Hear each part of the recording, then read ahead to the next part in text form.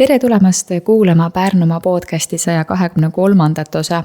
Mina olen Regina Jaakson ja nagu ikka, salvestame Pärnu huubis. Täna on külas üks naisterahvas, kellega me raadioeetris oleme vist ühe korra rääkinud minu teada.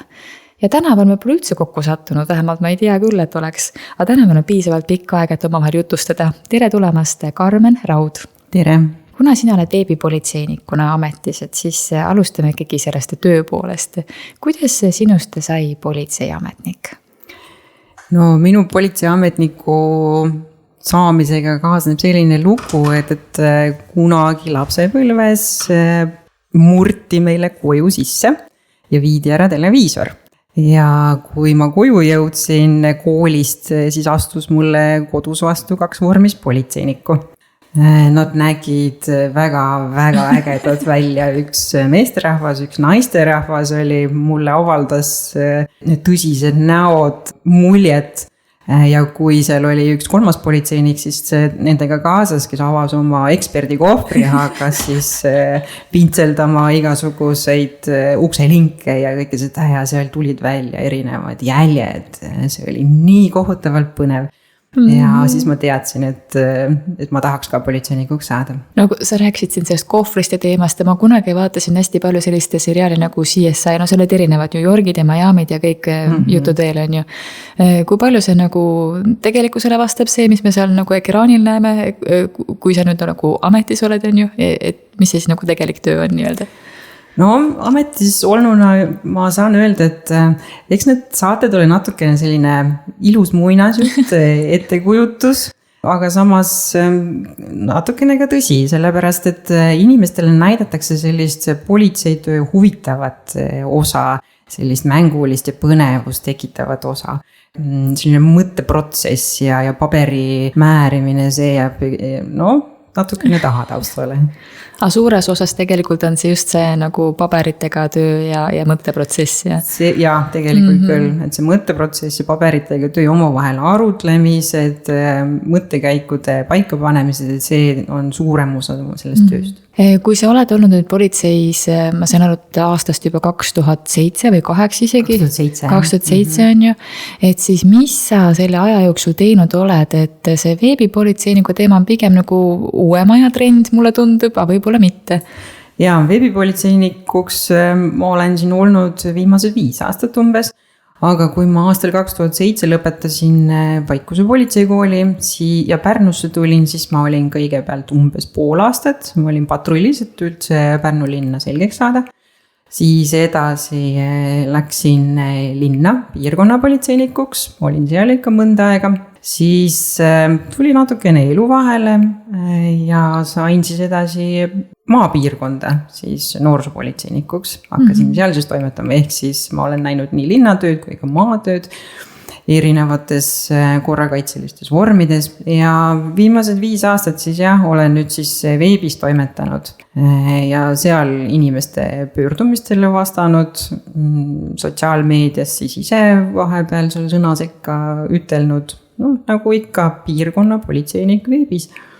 Tead, ma arvan, et kui inimesel öelda piirkonna politseinik, siis me väga palju sellest aru ei saa, mis see tähendab. Et mida siis tähendab piirkonna politseinik? Et kui seda nüüd üritada kuidagi selgeks rääkida või selgitada?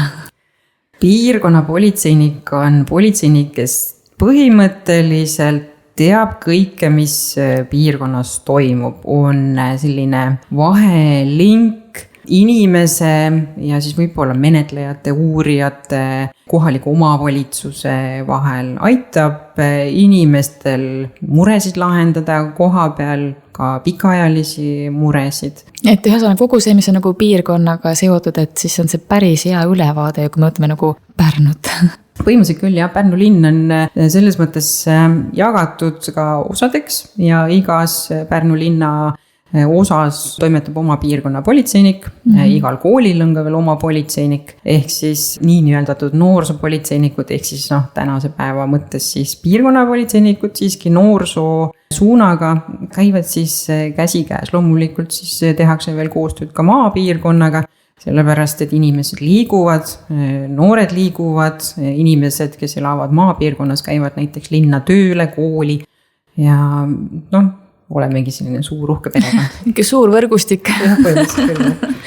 Aga nüüd rääkides sellest piirkonna politseiniku tööst veebis, et kuidas sellest aru saada, mis see tähendab? Veebipolitseiniku ülesanne on põhimõtteliselt hoida silma peal kohalikel sotsiaalmeedia mingitel kogukondadel, näiteks märgatud Pärnus näiteks, sellised Pärnu linna kohalikud suuremad grupid, kus kohas arutatakse mingisuguseid probleeme, muresid, antakse teada mingisugustest juhtumitest. Samamoodi ka Pärnu maakonna erinevatel külagruppidel, kogukonnagruppidel, huvipõhistel gruppidel. Kui inimesel tekib seal mingisugune küsimus ja ta ei märka kohe näiteks piirkonnapolitseiniku poole pöörduda või ei oskagi, või ei ole tal lihtsalt kontakte, siis veebipolitseinik saab seal koha peal kohe vastata, et ole hea, räägime näiteks silmast silma või siis kuskil kirja teel, telefoni teel, või siis saad juba pöörduda siis ametliku avaldusega näiteks politsei poole. Okei.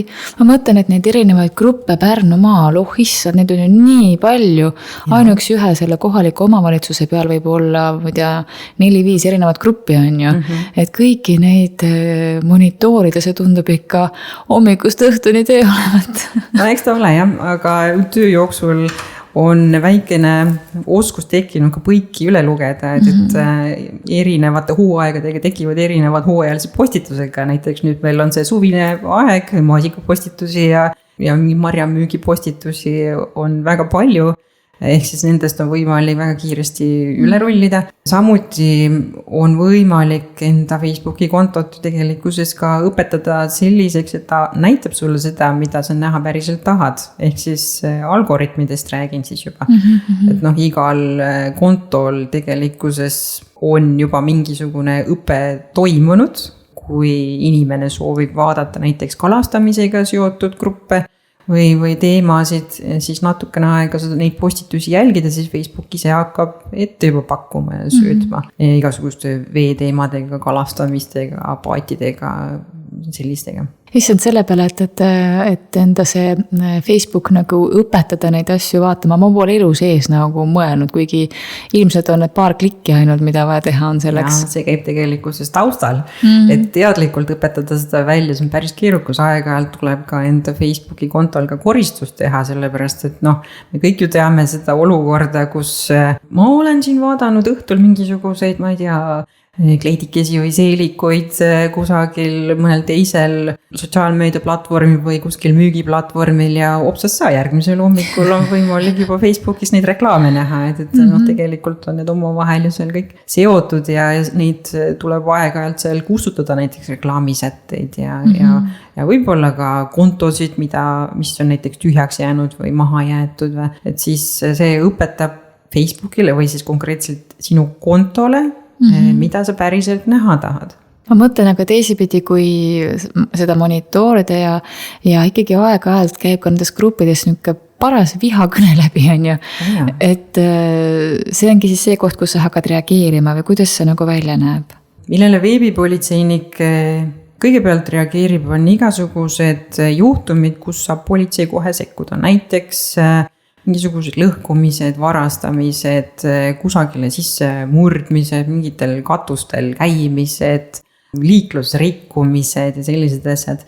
Kui me nüüd räägime üksteisega heast tavast suhtlemisest, siis on võimalik sekkuda, jah, tõesti, nii-öelda korrale kutsuval toonil, et oleme nüüd viisakad üksteisega ja lugupidavad.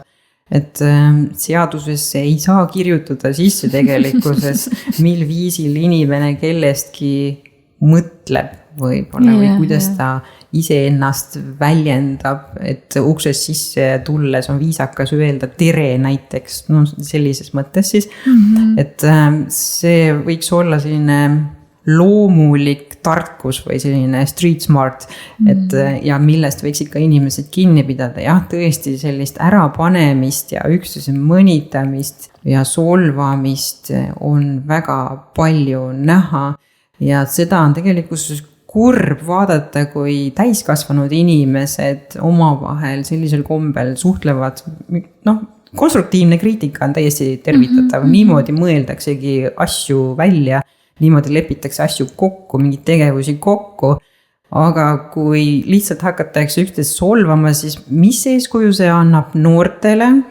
See on ise küsimus, kui koolid ja lapsevanemad püüavad palehigis õpetada noortele inimestele omavahel viisakat käitumist ja ära pane selliseid postitusi üles, ära pane selliseid pilte kusagil üles, ära saada seda teist ja kolmandat. Aga kui täiskasvanud inimesed annavad sellise kahetisi viiteid või eeskujud, et siis on keeruline. Inimene õpib kogemustega ja inimene õpib eeskujuga. Ja ma siin nüüd nimedesse üldse ei lasku ja ilmselgelt võin saada järgmiseks sihtmärgiks, aga mul ka mingi hetk sattus Facebookis ühe inimese videopostitus, kus ta siis nagu materdas mingisugust poliitilist seltskonda. Ja siis sellest johtuvalt üks teine inimene, kes on ka poliitika, väga süge värvika sõnakasutusega, hakkas nüüd siis nagu teda videopostitustest nagu materdama ja nüüd käib see nagu vastastikku. Et see, et ma ühe korra seda vaatasin, mõtlesin, et issand jumal on ju, nüüd viskab kogu aeg mul neid samu inimesi ette, kes siis tekstist juba saad info kätte, millega selle video sisu on. Just. Ja siis ma mõtlen, et mamma mia, nagu miks seda vaja on. Aga ma saan aru, et neil on jälgijaskond ja sellepärast seda nagu tehaksegi. Jah, nagu öeldakse, et ka negatiivne tähelepanu on tähelepanu. Et kes millisel eesmärgil endale inimesi jälgijaskonnaks kutsub, mismoodi iseennast püütakse müüa tegelikkuses ja mismoodi enda mõtteid tahetakse müüa. Et kas selleks on vaja tingimata draamasid, kas selleks on vaja tingimata kedagi halvustada või sul on võimalik tegelikkuses ka oma võib-olla ülihäid ideid ja väga praktilisi ideid välja tuua samamoodi sõnaosavalt suheldes. Ja austavalt. Ja absoluutselt ja viisakalt ja austavalt, et see on minu meelest mõistlik.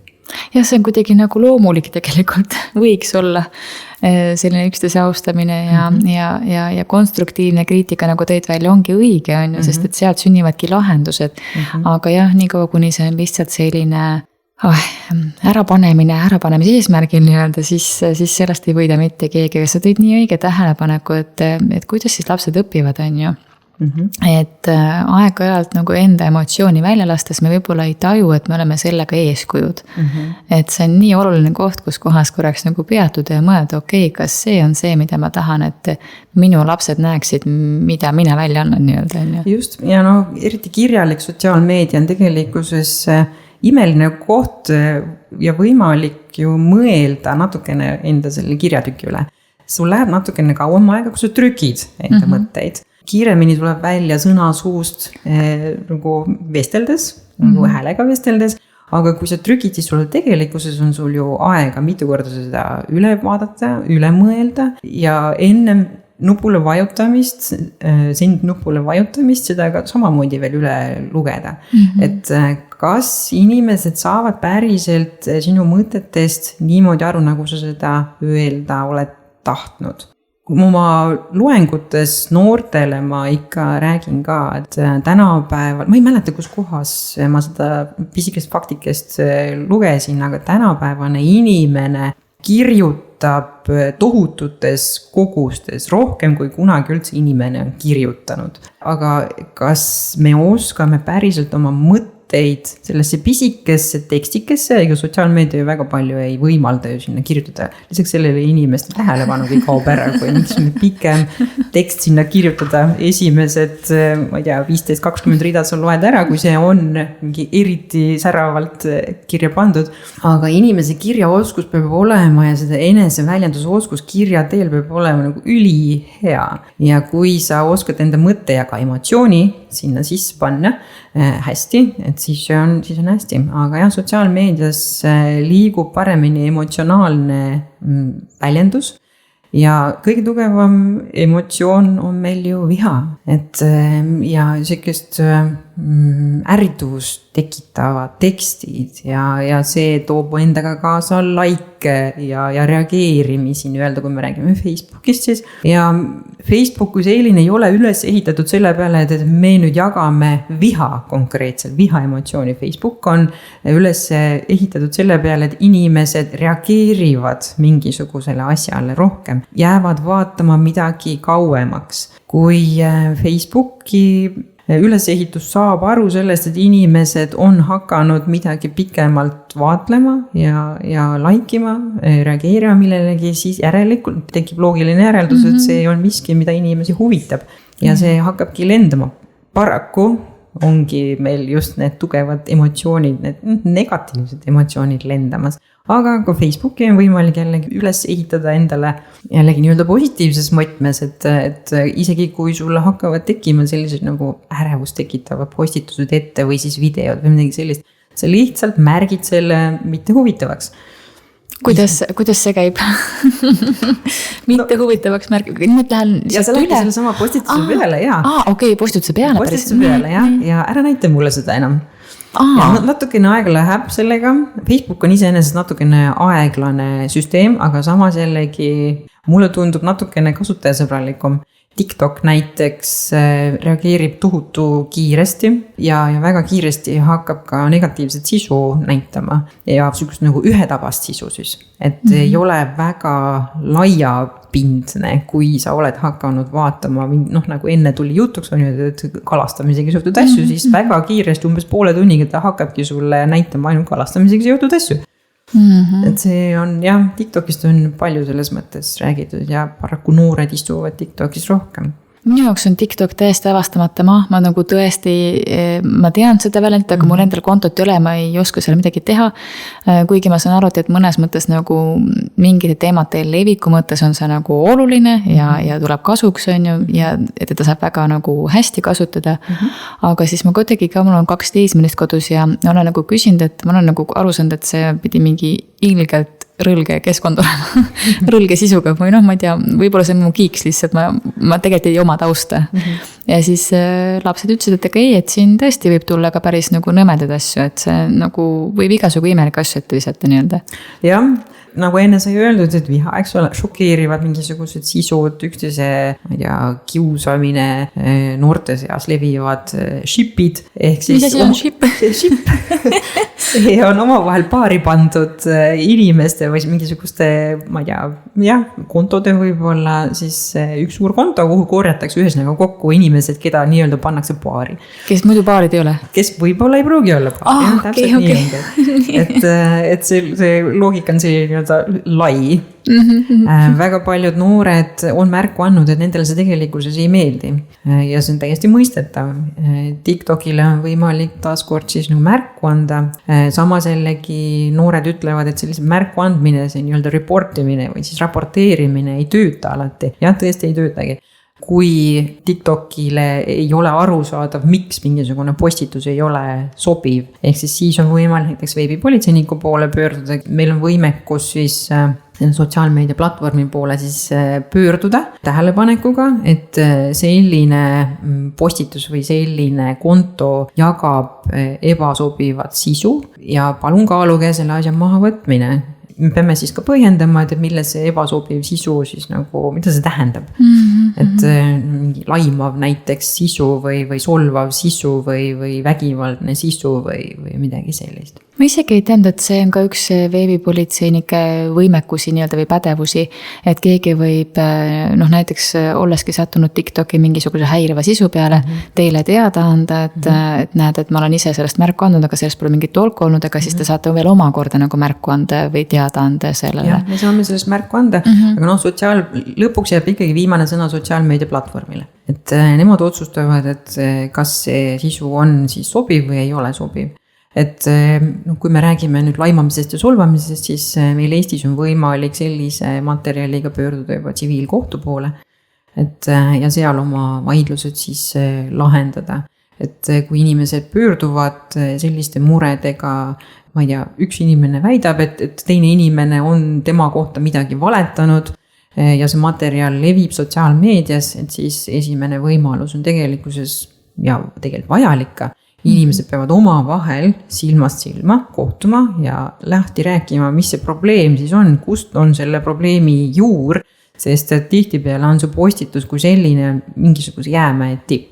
Et kusagilt on see alguse saanud, aga inimestel on väga keeruline konflikti lahendada. Inimesed tikuvad oma konflikte lahendama kirjutades. Sotsiaalmeedias ja seal lähevad jälle edasi emotsioonid ja see ei ole ainult noorte teema, see on ka täiskasvanud inimeste teema. Ja kui sa ei ole piisavalt sõnaosav või vastupidi, esimese emotsiooniga hakkavad tulema sellised solvavad või vihased või nõudlikud kirjad, et siis teine pool reageerib ka vastavalt. Lisaks sellele on igasuguste emotsioonide näitamine ju sotsiaalmeedias väga keeruline, sest et enne oli korraks juttu sellest, et me näeme ainult sõnu, me kirjutame ainult sõnadega. Et tegelikkuses jääb see enamus suhtlemise ka kaasas käivast arusaamisest ju nagu inimese kujutlusvõimesse või midagi sellist, et sa ei kuule missuguse emotsiooniga, sa ei näe kehakeelt. Ma olen ikka noortele toonud näiteks, et kui keegi sulle kirjutab, mingi täiesti suvaline, ma ei tea, sõber näiteks, kirjutab 2 sõna Messengeri, tule siia, siis mis mõtted see sinu sees nagu toob? Ja siis lapsed on ikka mõelnud, et et mis see tähendab või kuhu või kellega või kas sul on midagi juhtunud või kas kõik on hästi või kas ma peaksin süüa tooma sulle või nüüd või mis sa tahad? Nii palju küsimusi kohe. Ja täpselt ongi, väga palju küsimusi tekib, jah, täpselt. Aga kui sinna juurde lisada nüüd siis selle päris elus, inimene on võimaline ju ütlema seda 2 sõna, tule siia väga mitmel erineval viisil. Kas sa ütled seda hea, sükse nagu mõnusa, maheda häälega, avatud kätega, kutsudes, tule siia. Või siis, praegu siin raadioeetris ei ole võimalik seda päriselt näidata, aga intonatsioon on hea. Ja, täpselt ongi, aga kui keerata juba oma hääl nõudlikuks ja madalamaks ja kurjemaks, siis võib juba ette kujutada, tule siia, et käed rinnale veel ristiga pannes, varvas mööda maad tatsumas, võib-olla näpuga näidata veel inimese peale, tule siia, siis mis tunde see siis tekitab? Ma hakkasin juba kartma. Täpselt nii, et see on tegelikult päris ebamugav. Ja lapsed on ütelnud, et kui ma olen neid erinevaid näiteid toonud, et siis see viimane, ma küsin, et keda või mida see sulle siis meenutab, see urra, tule siia. Ema või isa. Täpselt nii ongi, või midagi on juhtunud või mingi pahad asjad, mingi sokk on kuskil vedelemas või paha hinne on kuskil tekkinud või midagi sellist. Et lihtsalt see 2 sõna juba ütleb nii palju ja see intonatsioon ja see emotsioon. Ja kui nad on lihtsalt kirjutatud, siis nagu sa tõidki välja, mõtled pool selle sisu, kui mitte terve sisu, ise juurde. Jah, täpselt nii ongi. Ja see oleneb ju täiesti sellest, mismoodi sa hommikul oled üles ärganud. Võib-olla kas sa oled peavaluga üles ärganud, kõik asjad lähevad hommikul kehvasti, tass kukub puruks. Sul on mingi 3 erinevat kokkusaamist plaanis, mis on kõik üksteisele hunnikusse kuidagi sattunud. Ja siis, kui tuleb mingisugune võib-olla täiesti neutraalne tekst sulle, see võib sulle tunduda hoopis teise maiguga, kui hommikul hakkab kõik juba hästi.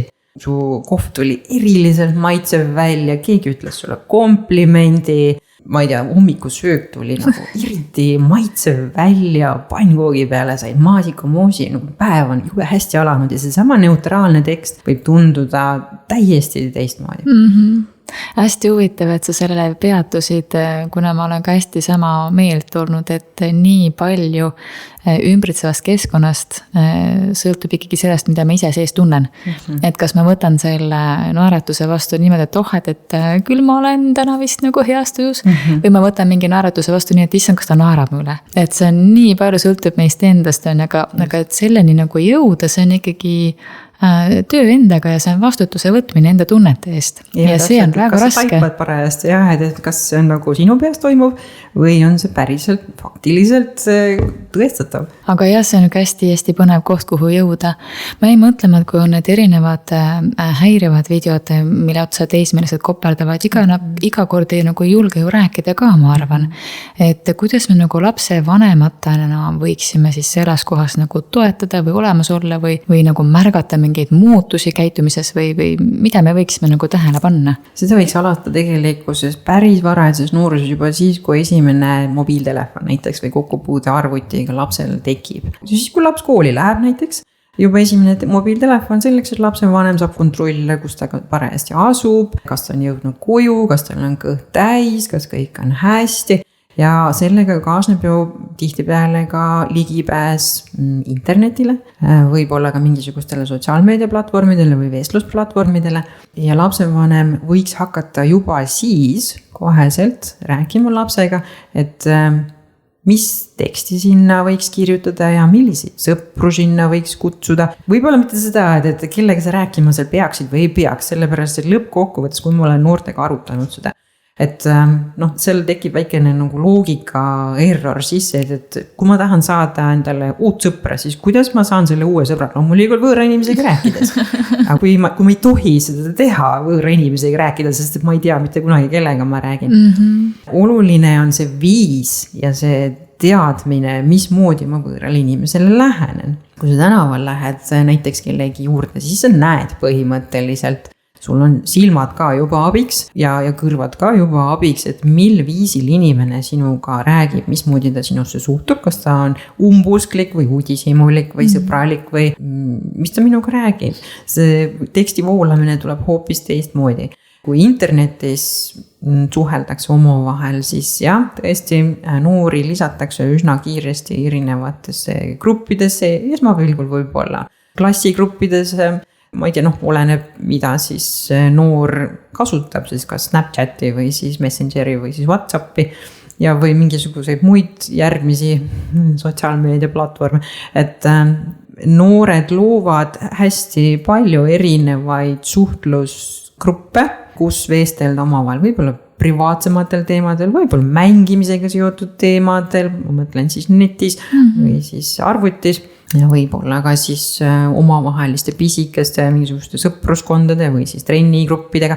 Ja neid inimesi hakatakse omavahel nagu võib-olla segama. Selles mõttes nagu gruppides inimesi siis on, nagu segunemine siis hakkab tekkima, kutsuma siis mingitesse gruppidesse, kes näevad erinevaid tekste. Missugune on viisakas rääkimise viis, kas ropendamine kui selline, miks see on üldse ebaviisakas, miks ma ei või rääkida mingisuguste sõnadega, just see miks ja kas sul on nagu meeldiv kuulda neid sõnu, kui täiskasvanud inimene hakkab sarnaseid sõnu seal kasutama lihtsalt, ma ei tea, hommikusööki sulle ette andes ja siis tuleb pur igasuguseid muid sõnu, mis ei käi üldse selle kontekstiga kokku. Kas see tundub loogiline või kuidas see sulle tundub? Väga paljud noored räägivad, et ma tegin ju ainult nalja. Just.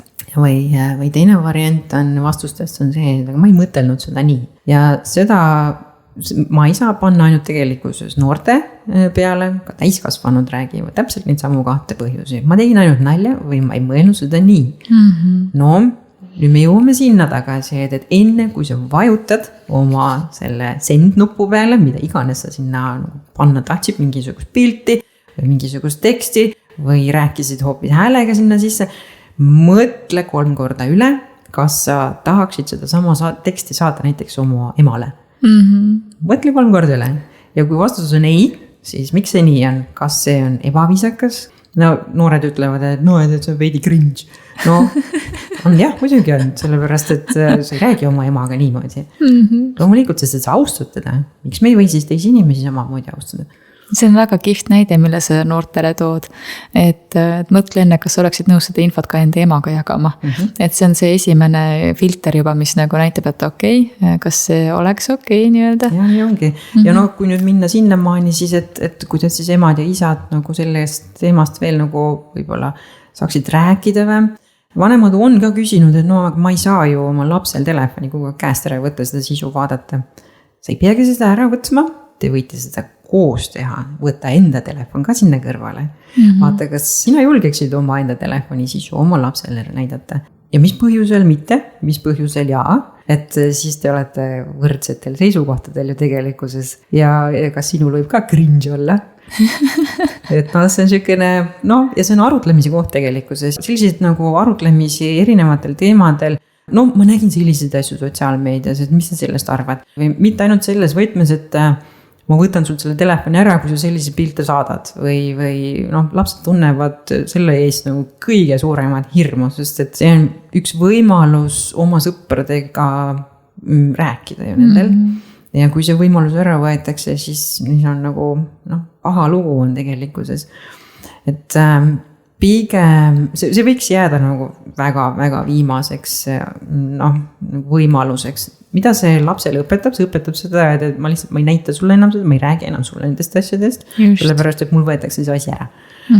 Lisaks sellele, kui on võetud ära näiteks mobiiltelefon või arvuti, laps läheb järgmisel päeval kooli, tal on seal 25 mobiiltelefoni tegelikkuses ju. Ta läheb mingi trennigruppi seal õhtul, ma ei tea, teiste noortega seal mängima või oma sõpradega seal midagi toimetama, tal on võib-olla järgmised 3 arvutit käe pärast, millega ta näeb ikka seda sisu. Mis on see sisu, mida on okei vaadata? Miks sa ei peaks näitama iseenda, me räägime nüüd siis seksuaalsest sisust juba, Miks sa ei peaks näitama iseenda keha? Mida nende piltidega tehakse? Sinu keha on püha, sinu keha on ainult sinu enda oma, sa ei peaks seda tegema. Tänava peal sa ei lase ka mitte ühelgi võõral vastutulijal ise ennast puudutada või ise ennast vaadata lihtsalt mingi küsimise peale. Miks seda netis tehakse? No, selle üle on arutletud ja on jõutud enam-vähem sellele arusaamale, et tekib selline võlts turvatunne. Eriti kui on noorega või ka siis tegelikult ka täiskasvanuga juba mõnda aega räägitud, on leitud ühised teemad. Noorel või täiskasvanul ongi mingisugune väikene puudujääk, võib-olla kas ei ole mingi head sõpra või on sõber just nimelt, ma ei tea, on erinevad teed mindud või on tülli mindud või midagi sellist. Sellistel nagu endale vajalikel ja olulistel teemadel on võimalik võõra inimesega suhelda. Sellega tekib selline usaldus, mis on ju tegelikult hea. See on inimeste baasvajadus. Ja kui seda usaldust hakatakse kuritarvitama, see ei ole üldse hea tunne inimesel. Ma ei kujuta ette, mil viisil ta on valmis uuesti endale sõpru ja kaaslasi ja võib-olla paarilist leidma, kui on niimoodi nii-öelda nuga selga löödud. Sa jah, tõid selles mõttes nagu hästi valuliku punkti välja, et me küll teadvustame, et netis võib liikuda igasuguste kavatsustega inimesi, eks ju.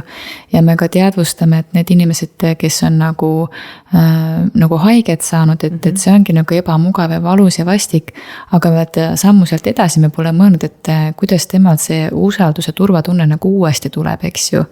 Et sellele ma arvan, et üleliia palju pole ka keskendunud. Et me teame, et on nagu ohver ja kurjategija, aga kuidas see ohver pärast edasi läheb, mismoodi tema saab uuesti ennast üles ehitada, eks ju. Et see on nii õige asi, millele sa fookuse praegu tõid tegelikult. Just. Ja eks selle ohvril ongi siis vajalik edasi pöörduda siis mõne nõustaja poole. Meil on ohvriabitöötajad selle jaoks, kes oskavad siis nõu anda, arutleda, natuke nagu tuge anda just nimelt sellest inimlikust poolest, siis inimlikust küljest. Et kui ikkagi ongi mingisuguse emotsiooni ajendil, mingisugune pilt või video läinud siis veebi, iseenesest need pildid ei lähe, eks ole, et tegelikkuses inimene ju teeb selle otsuse. Kui on tekkinud halb otsus seda teha, et siis kuidas uuesti saada nii-öelda siis jalule, kuidas saada uuesti usaldama inimesi, kas siis internetis või ka siis päriselus. Kas ma üldse julgen sotsiaalmeedias enam kellegagi rääkida, kas ma julgen sotsiaalmeediasse minna ilma, et mul ei tuleks aastate pärast see sama pilt või video ootamatust nurgast vastu ja ma peaks uuesti seda asja nägema ja uuesti seda üle elama. Elame väga keerulises ajastus selles mõttes ja õnneks sotsiaalmeedia platvormid tegelikkuses on ühisel seisukohal, et konkreetselt seksuaalset sisu näitavad materjalid lähevad kustutamisele ja see ei ole absoluutselt soositud sisu. Ja see on minu meelest täiesti okei. Jah, ja üks asi, millele ma võib-olla veel tähelepanu pööran, et kui see inimene ongi nagu tema aastate pärast selles kohas, kus ta uuesti sellele enda sisu, mis ta kunagi ise küll saatnud on ja sellele nagu otsa koperdub, et kas ta selleks ajaks on nagu ise endale andeks andnud, eks ju. Just. Et see on nii tohutu koht, kus kohas nagu enda sees milleni jõuda nii-öelda. Jah, need on kehvad lood on ja inimesed jõuavad täiskasvanud inimesena uuesti oma enda nooruspõlve nii-öelda vigade otsa, et see on hästi kurb. Ma mõtlen selle sees olles igapäevaselt, mismoodi sa enda tervist hoiad, enda vaimset tervist nii-öelda. Mis sa teed selleks? See on hea küsimus. Eks tuleb tegelikkuses teha ise endale ka neid sotsiaalmeediast äraastumise aegu. Paariks päevaks täiesti igasugune sotsiaalmeedia kinni keerata, ma ei tea, telefonid ära panna, et nad ei heliseks, et nad ei kõliseks, sellepärast, et mingisugusel hetkel hakkavad juba seal mingid häirimist tekitama, aga igasugused törtsud ja kõllid ja mis iganes see telefon teeb. Tegelikkuses on seda täiesti mõistlik teha ka igapäevaelus, täiesti nagu tavalist tööd tehes, et sa vaatad seda telefoni siis, kui sul on see hetk ja sa hakkad sellega tegelema siis, kui sul on see hetk, sa ei pea reageerima igale kõllile ja igale tilinale seal koheselt. Meil on tekkinud justkui natukene see ootus, et inimene peab kohe reageerima.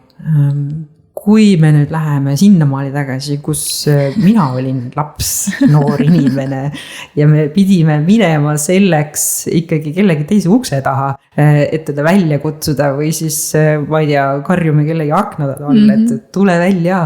Ja siis, kui tuli, ma ei tea, ema või isa selle ukse peale, ütles, sorry, et ei ole praegu, et siis lihtsalt nii oli. Et see kiire reageerimine ja see kohustus kiiresti reageerida just nagu mingisuguseks ootuseks juba tekkinud. Aga see tekitab võib-olla ka pinget natukene. Ärevust, kindlasti stressi. Nimelt, tuleneb sellest ka inimese enda kohuse tundest, eks ole. Ja kus kohas on tema enda piirid, kuhu ta on endale need piirid pannud. Et ei pea koheselt reageerima. Sul on täiesti võimalik see telefonid asjad ära panna ja minnagi, ma ei tea, välja kõndima, loodust nautima, raamatuid lugema, ristsõnu lahendama, inimestega päriselt suhtlema hääle ja näoga. Et sa näed päriselt puhtaid emotsioone, sa saad päriselt aru, mida inimene mõtleb, mitte ei pea iseenda peas midagi välja mõtlema, kas ta nüüd mõtleb seda nii teist või kolmandat moodi. Et see on tegelikult päris hea puhkus. Lisaks sellele see sotsiaalmeedia, see tundub ju kogu aeg selline nagu lärm, kisa, see on nagu keset turuplatsi, kõik midagi lobisevad, et kujutad ette kusagile, ma ei tea, Tallinnasse keskväljakule, paned hunniku inimesi sinna, paarsada inimest kogu aeg midagi rääkima ja siis püüda neid kõiki korraga seal kuulata, mingisugune grupp seal vaidleb oma vahel, keegi seal naerab midagi, keegi näitab selle üksteisele, siis kujutad ette, et justkui mingisugune pilt hakkab selle sama füüsilise platsi peal laiali valguma, seal kõik vaatavad, mismoodi ta seal reageerib, kõik kommenteerivad midagi, et see tundub nii veider tegelikkuses reaalses maailmas, aga sotsiaalmeedias see nii on, et sellest tasub välja ennast sikutada. Ma mõtlen, et sa tõid jällegi väga kihvti asja välja, et see info hulk, mida me saame siin, ma ei tea, poole minutiga. Just. See on nii jõhker kogus. Ja. Ja, mida meie protsessor teeb selle peale siin kupli all. See on ikka jõhker. Ja, see on huvitav mõtlemine, eriti kui ma olen jällegi noortega rääkinud, et kui kaua te siis sotsiaalmeedias päevi veedate. Üks noormees ütles, et tema TikTokis istub 8 tundi. See on põhimõtteliselt see sama kogus, mis ma ise teen nagu tööinimesena seda. Et ka samamoodi hommikul kell 8 võtan oma erinevad sotsiaalmeedia platvormid lahti, õhtul kell 5 siis lõpetan ja kas ma siis õhtul saan, kas siis sulle päriselt ära lõpetada, teine kord ei saa. Ja see tegelikult väsitab tohutult. Ja mis see info kvaliteet seal on? See on nagu oluline küsimus tegelikkuses ju. Et meil on ju väga kaua eksisteerinud televiisorid, me võime hommikust õhtuli tegelikult televiisorit vaadata. ja see info on seal enam-vähem nagu ka midagi sellist, aga internetis seda tuleb nagu erinevatest allikatest ju pidevalt. Ja sinul nagu tahtmatult ju sa ei saa ju kogu aeg valida, sul lihtsalt söödetakse see asi sinna ette. Muidugi ei saa nagu mõelda ennast ka ohvriks, et no nad ju teevad mulle, nad ju söödavad, nad mulle annavad. Sa saad seda ise kontrollida. Sa saad ise endale panna telefonile mingisugused, ma ei tea, ajad peale, et mina täna vaatan sotsiaalmeediat ainult 2 tundi. Sa pead olema muidugi väga teadlik, et sa oma telefonis seda seadet ise kinni ei keera. Sellepärast, et sul oli mingisugune jube huvitav postitus parajasti lugemine pooleli. See kiusatus on ju. Fear of missing out on selle asja nimi. Kusjuures see hirm nagu mingist killust ilma jääda, ma arvan, et see ongi tulnud selle sama sotsiaalmeediaga. Enne nagu ei olnud seda momenti, et aga ma mõtlen, et enne muist seal oligi AK, kogu info said seal kätte põhimõtteliselt, mis nagu oluline oli, on ju. Ja tänapäeval kõik meediaväljaanded tulistavad erinevates sotsiaalmeediakanalites samamoodi, on ju, ja kogu aeg on nagu tunne, et midagi kogu aeg toimub. Ja ilmselt toimubki, aga kas see kõik info peab minuni jõudma? No tegelikult ei pea. Tegelikult ei pea, just nimelt, sa saad ise seda kontrollida. Sa saad vaadata, kes su sõbrad on, mida nad seal räägivad, sa saad nad nii-öelda vaigistada. Selles mõttes see kõlab võib-olla reaalses elus veidralt, aga sotsiaalmeedias on see normaalne. See on normaalne. Sa saad inimese vaigistada. Mulle ei meeldi see, mis sa jagad. Aga tegelikult selles mõttes on ka ju täiskasvanute vahel täiesti normaalne öelda, et mulle ei meeldi see info, mis sa räägid. Täiesti okei. See on sama, mis nagu sotsiaalmeedias vaigistamine. Tegelikult nii ongi, et ja ka blokeerimine peaks muutuma nagu täiesti normaalsuseks. Noorte hulgas ma saan aru, et ta tegelikult pigem ongi. Just. Et mis mul muret valmistab, on mõned inimesed, kes ei taha justkui mingisugusest kohusetundest või süütundest teda kiusavat kontot või teda häirivat kontot ära blokeerida. Isegi ei tea, miks. Ma ei ole veel päris adekvaatset vastust saanud, et miks sa teda ei taha blokeerida. Et kas sul on põnev vaadata, mida ta järgmisena kirjutab või uudishimu, või siis kas sa soovid, et sinu nagu sõna jääks pidama, et sa ei peaks seda päriselt lukku keerama, et palun lõpeta see ära. Et sa oled seda korduvalt juba öelnud ja inimene ei ole seda jätkuvalt kuulanud. Mis päriselt see põhjus on, miks inimesed ei soovi seda ja noored ei soovi seda blokeerimist väga kasutada? Ja võib-olla ka see, et nad loodavad, et asi muutub.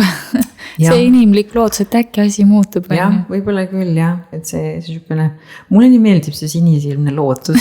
Aga ma saan nüüd praegu ütelda, et politseinikuna ma olen sunnitud ütlema, et asjad ei ole nii lillelised ja roosad kahjuks ja liblikalised, et vahest peab võtma need kurjad meetmed kasutusele, julgema ise öelda, mis mulle meeldib, mis mulle ei meeldi, mis pilte ma tahan saata, mis pilte ma ei taha saata.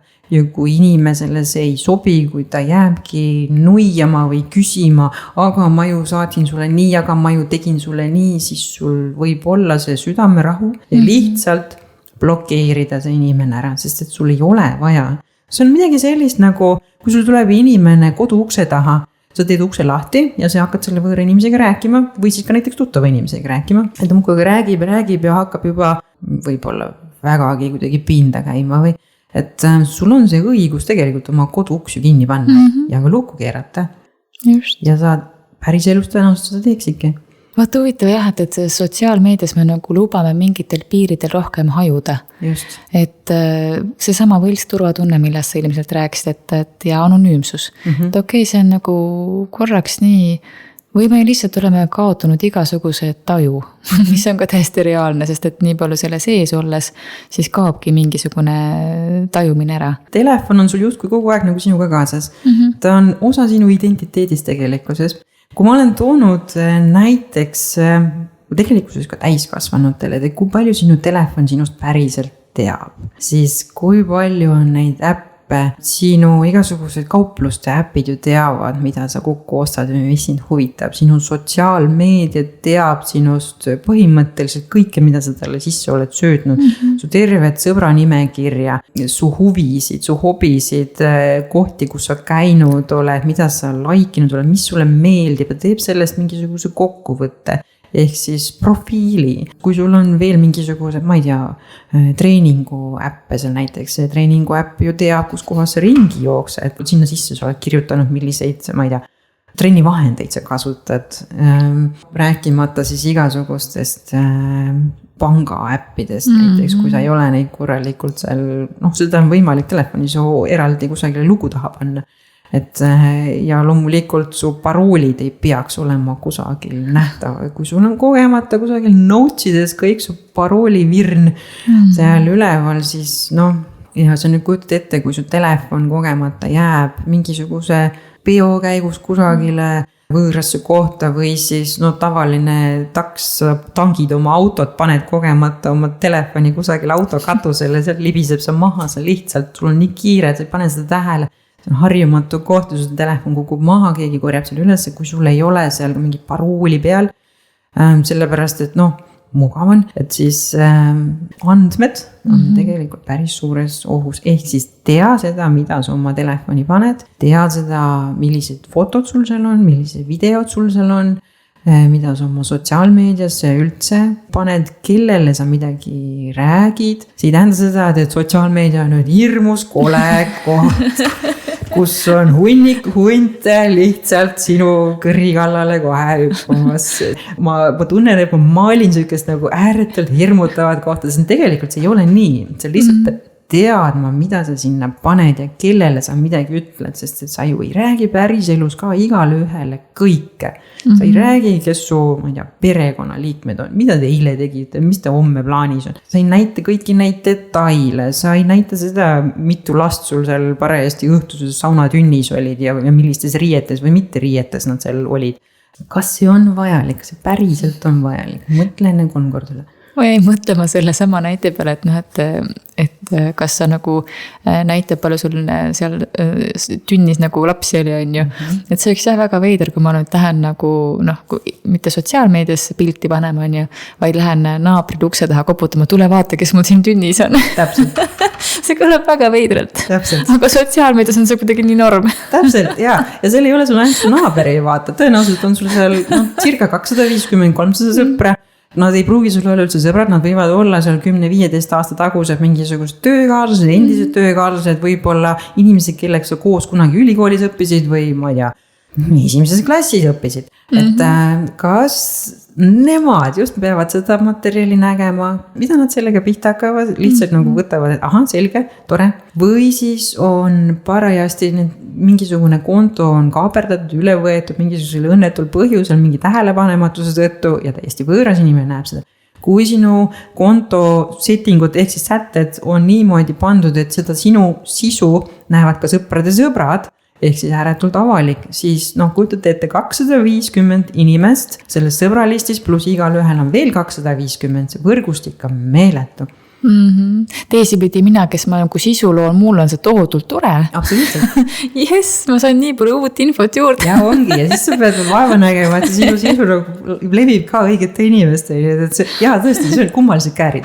On jah, hästi põnev maailm. Aga igatahes need nüüd, kes tahtsid kaasa võtta need ettevaatusabinõud, ma loodan, et nemad said siit enda jaoks infot, kindlasti said, kui vähekenegi kuulasid. Ja täna siis ei olegi muud, kui et võtame selle teadmise kokku, et Facebook ei ole kuri hunt, aga sa ikkagi võiksid teada, mida sa tead, nagu teadlikult kasutada seda nii-öelda. Aga sellega võtame kokku, aitäh sulle, Karmen, ja järgmise jutustamiseni. Aitäh kutsumast.